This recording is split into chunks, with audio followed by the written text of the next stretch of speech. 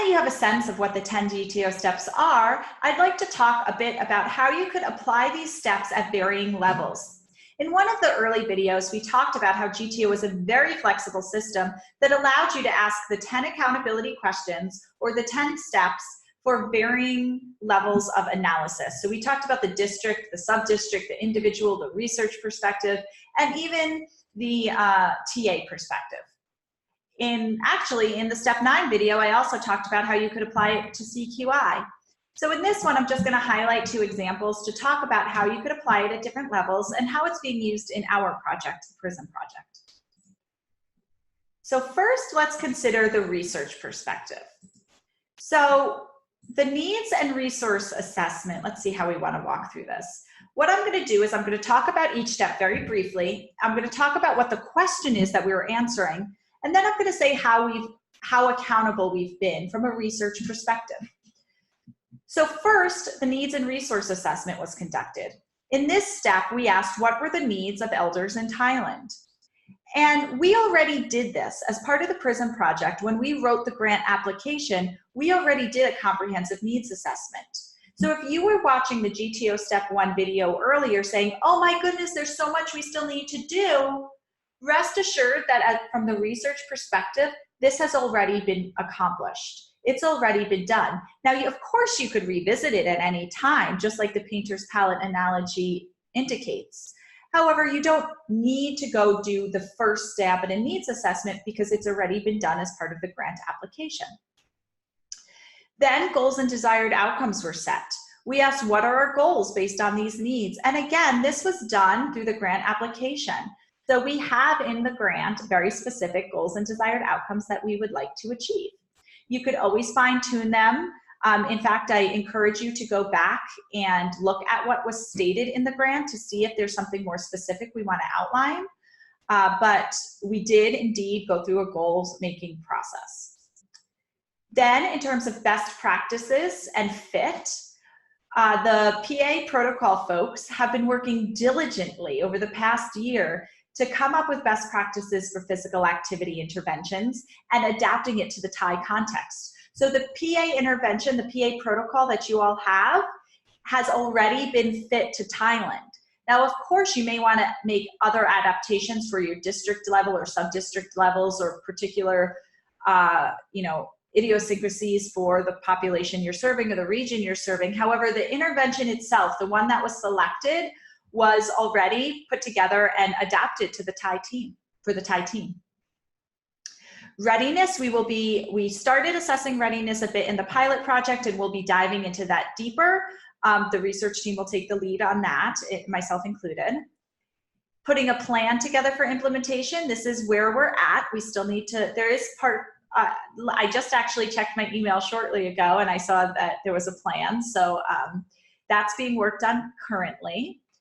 Then as we dive into monitoring implementation, this is where all of this TA stuff comes in, right? You guys will be in charge of monitoring implementation, encouraging positive, high quality implementation, facilitators to success, and making mid-course corrections as needed. The research team has put together implementation outcomes. We will be targeting specific areas to monitor and providing feedback. And then after this project is near its end, we'll be asking, did we reach our goals? This is the RCT side of this project. We will be looking at the goals and to see if they were reached. And then we'll engage in an improvement process. And what's beautiful about this process is that Dr. Kumatra and his team have some influence and power to sustain it in the long term at a policy level.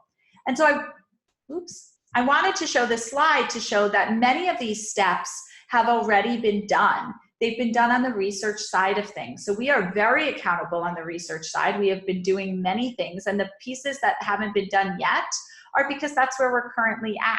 We're currently planning for implementation, and we're going to dive into implementation soon, but we're really in a positive position in terms of being accountable to all the earlier steps. So you may consider doing them for your sub-district. That would be a good idea.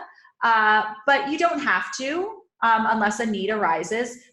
Regardless of what other levels you do GTO at, in terms of the research level, all of these steps have been completed. A question that arises often is, what should the care managers be doing? Should the care managers be doing GTO? This is a different way to look at GTO, and I just want to highlight the differences. So in this example, as you can see, it's more at an organizational type level. We looked at how to organize this research project using the GTO steps to make sure our research project was something that was going to be implemented in an international location and at the Thai context well, and sustained in the long term. But now we want to say, well, what about the care managers? What do they need to do? Well, if the care managers wanted to do it at the individual level, and I'm not sure in the PRISM project if this is intent, but if they did, this is what it could look like. So the care manager could say, what are the health needs of this person, this individual elder? What family resources do they have? So maybe this individual elder has heart problems and in particular needs some aerobic activity. What are the health goals of this elder? Maybe it's like to be able to, I don't know, lower blood pressure or maintain their mental clarity.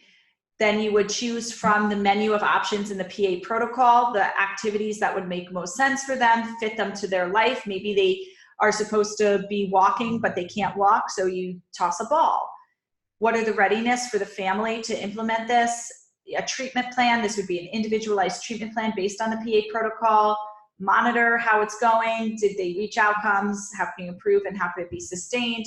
I did this very quickly because this isn't the primary focus of GTO in this project. If you want to dive down to the individual level, I am happy to go and develop a training for that.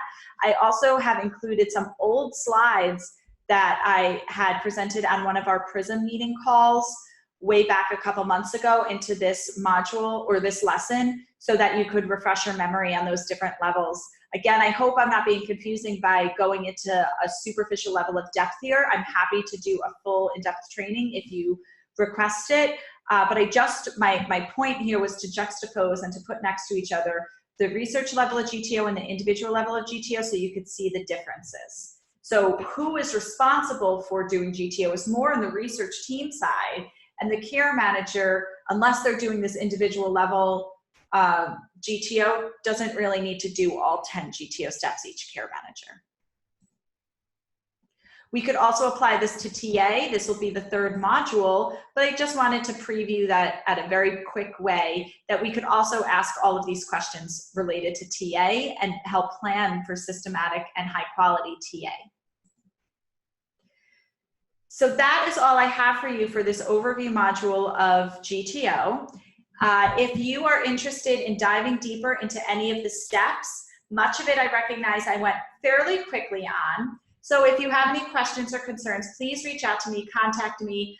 We could use PRISM meeting calls to talk in depth about this. We could also jump on a Zoom. We could talk on the phone and have outside meetings. I am more than happy to answer any questions you may have. And so shoot them back at me, tell me what you like, tell me what was confusing, and I will help to clarify any pieces. Also, if you need any tools or anything like that, please let me know, and I'm happy to put things together for you. In the next module, we're going to talk about readiness, and then we will also talk about TA and what TA providers could do. So that's what we are moving towards, because what you'll see is what a TA provider does is a combination of all of this GTO stuff plus all of the readiness stuff mixed into one nice little package called Readiness Focused TA. So I will see you over in Module 2 where we talk about readiness. Have a wonderful day, y'all.